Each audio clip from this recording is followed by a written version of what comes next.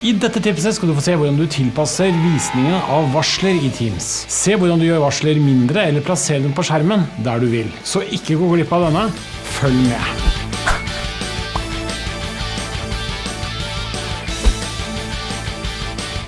Hei og velkommen til et nytt fredagstips. I dette tipset skal du få se hvordan du kan justere varsler fra Teams på skjermen din. Du skal få se hvordan du kan velge å plassere varslene slik at de dukker opp der du vil.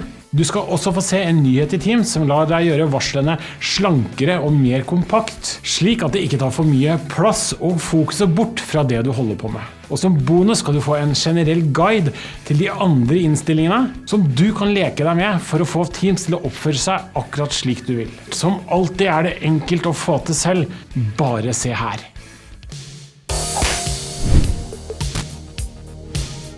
Du kan begynne med å starte opp Teams og klikke her, helt øverst på de 3 prikkene i menyen. Deretter velger du innstillinger, slik som dette.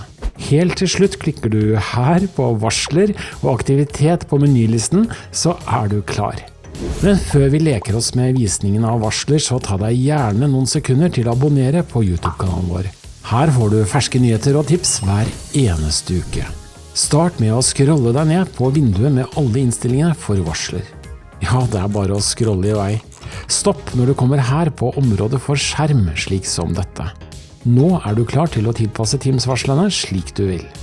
La oss starte øverst og jobbe oss nedover listen med alle de spennende mulighetene. I den første innstillingen, vis forhåndsvisninger av meldinger og varsler, velger du om du ønsker å vise varsler med innhold, for eksempel fra en melding i Teams. Denne er på som standard, og er smart å ha på slik at du kjapt får informasjon fra varslet om hva meldingen går ut på.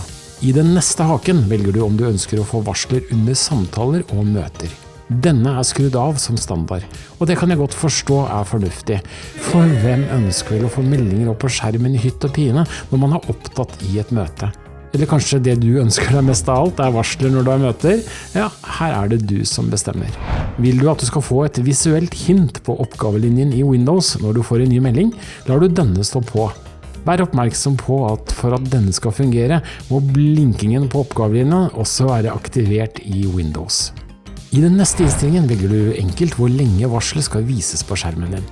Her har Microsoft satt opp 5 sekunder som standard, men er du litt trøtt om morgenen og trenger litt mer tid for å få med deg alt som skjer rundt deg, så kan du justere denne helt opp til 5 minutter. Stilig, ikke sant? Her har Microsoft inkludert både A- og B-mennesker. Nå har vi kommet til hvor du kan velge å plassere varslet på skjermen.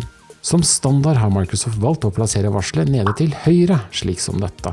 Men her har du nå full frihet til å velge andre plasseringer som av en eller annen grunn du synes er bedre.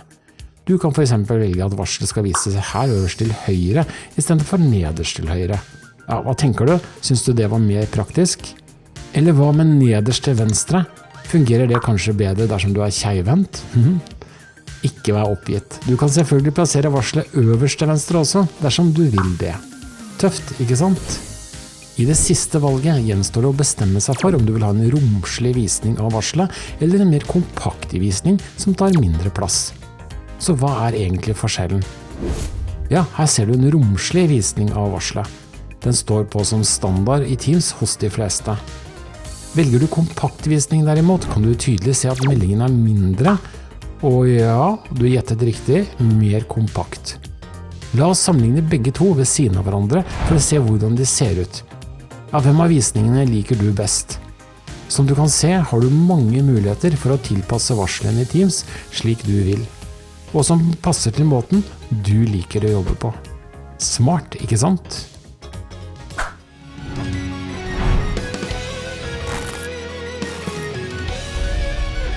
Det var alt vi hadde for i dag. Takk for at du så på. Likte du tipset og vil se flere tips fra oss, abonner gjerne på YouTube-kanalen vår. Eller følg bloggen vår, vi kommer med ferske nyheter og tips hver eneste uke. Vi ses i en annen video.